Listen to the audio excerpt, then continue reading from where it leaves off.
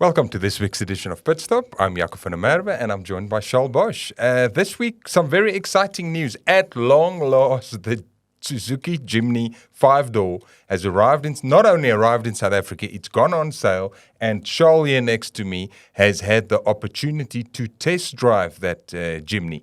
You can read all about Charles' experiences, of course, on our website. And also, while you're at it, just subscribe to the Citizens YouTube channel and you can listen to Pit Stop every week.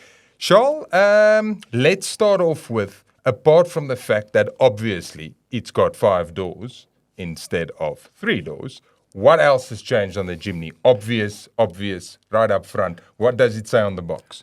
So we have two derivatives.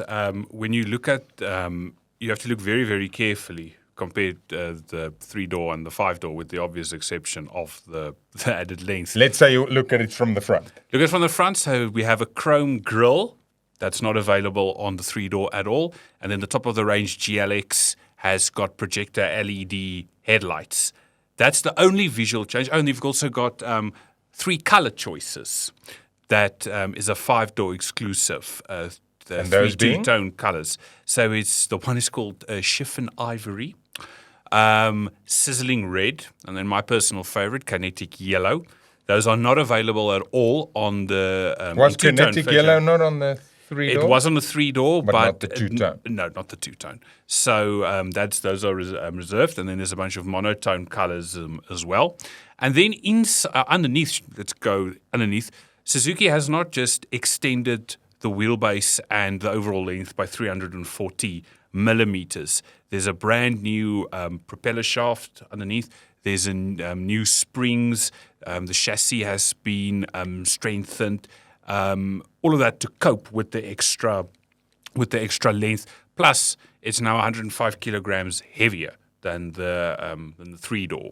And then inside, depending on the derivative, the GL has a new infotainment system, a 7-inch. Now, the 7-inch is exactly the same as you get on a Baleno and a Grand Vitara, yeah. But it now has wireless Apple CarPlay and Android Auto, which the Baleno's system didn't have. So that's one of the key changes. What's the 3-door Jimny GL's size of the It's still a 7-inch. But doesn't have those goodies. If you look at the inside, if you look at the graphics of the display, it's completely different. Yeah. So you still was quite, should I say, prehistoric. Well, it was very colourful. It had this 4-block menu settings that you could choose from. Not so, we experienced it with the Baleno and so on. It's completely different. So you have that memory is just completely blank on what the other changes were. But on the GLX, there is a new 9-inch infotainment screen. Now, some of the items... Like you would get in all the top products, like yes. the Baleno, the Grand Vitara. Exactly the same. Then you also get dual zone climate control, which is also new. And you get 6 airbags. The GL still has the dual front airbags, but there's 6 available on the GLX. And most of the items, the rest of the standard specification is completely unchanged from the comparative 3-door. But all the various items that I've just mentioned are not available on the 3-door. They are 5-door exclusive. And you'll still get the same tire design. And that is basically it that you get. And obviously, like we mentioned, the addition of the extra doors, it also gives you more leg room in the rear. Yes. And then when all 4 seats are up, it does give you almost 200 liters of boot space. 211 yes. with the seats up, yes. up from 85. And then if you throw the rear seats forward, it's 1,113 liters. In the 3-door, it's only 377. Which is a hell of a lot. But that boot space, specifically for me, I would say, let's say you're taking 2 kids to school in the morning, and at least now their bags or their school cases, sporting equipment, whatever, it can stand upright, it can yes. lie there, and the kids obviously will have their own doors getting in and out. You don't have to get out, or the passenger in front, very importantly. Unfortunately, the other thing is, obviously, legroom is a little bit more, a lot more. Your taller passengers are still they're not going to appreciate, shall we say. So it's still a little bit too low for taller passengers, but a massive improvement over the 3-door.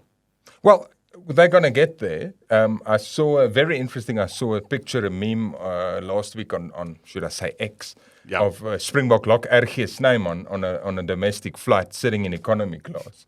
And the man is almost folded in half. And you just cringe when you see it. You Yeah. say, oh, poor fella. But yeah, I mean, if he can probably fit in a Jimny. He's not going to be comfortable. No. But he's going to be getting Yeah, there. probably sit in the front. Anyway, not in the rear. Let's just talk about pricing. Obviously, they start at 29, just under 430. 429, goes up to 479, and obviously that's still not Suzuki's most expensive product. That would be the hybrid Grand Vitara. But while we're at the pricing, obviously it is slightly more than the 3-door, Yes. which is nowadays even the most affordable 3-door derivative is over 400 starting at. It was kind of expected to be in that Yes. region, but I mean, still, what does that compare to out on the road? It does not have a direct apples for apples rival. No, it doesn't. If you look at the pricing, it's about 30, depending on the derivative, either the GL or the GLX. It's between 30 to 40,000 rand more expensive than the 3-door. But then again, you get those items, and some that I might have missed. You get that, and the extended length and so on. You get that width. So it's not as if it's bad value, but there is it really doesn't have any direct rival. And we jokingly asked Suzuki, when is the Toyota derivative going to come out? And they just shook their heads and said, there's no way that vehicle, that is a Suzuki product. Even though it's built in India, there's no partnership with regards to that vehicle going on. They will never receive a Toyota badge. So for the foreseeable future, there's just going to be one Jimny and no rival. And obviously, being so niche and being so unique obviously also contributes to this huge, absolute cult following. We're not only talking South Africa, we're talking all over the world. A couple of years ago, Suzuki told us at the 50-year anniversary of Jimny, they had a little special event out in the country, and it was so nice to have all the older generation Jimnys. And they told us at that stage they've approved the Jimny for Mexico for not the next year, the year thereafter, which I think was 2022. And they said they had 2,000 slot, and they basically sold overnight. Said for basically the next 2 years, apart from those 2,000, nobody in Mexico is going to get a Jimny. So obviously all of this adds up to just the car's absolute magnificent appeal it's got. It has been, you have to remember, when the previous Jimny came out in 2008, sorry, Suzuki was relaunched in South Africa in 2006. By that stage, the Jimny was almost a decade old. Yes, 10 years. And they sold, it was about, I think, 9,000 of them were sold. This latest Jimny is more than, I think it was 12,000 that they mentioned of this fourth generation. And there was the waiting list when the Jimny came out. That's why production had to be moved to India from the main factory in Japan. Now, the 5-door is built exclusively in India, whereas the 3-door is now moved back to Japan. But just to give you an indication how popular the Jimny is, so about earlier this year in Australia, they had to stop order books for the GLX automatic because people were they couldn't, there was no demand. And then Suzuki briefly opened it. Before that, they said, okay, you can buy a manual, but people were, And then a couple of months ago, they opened the order books again for a limited time in Australia. Bang, all the order books again filled.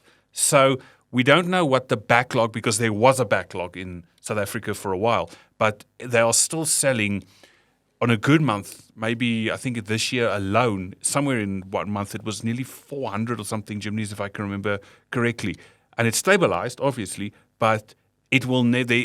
It's just, as one of my colleagues put it, it's just too cool. It's cool looking, and everybody wants that.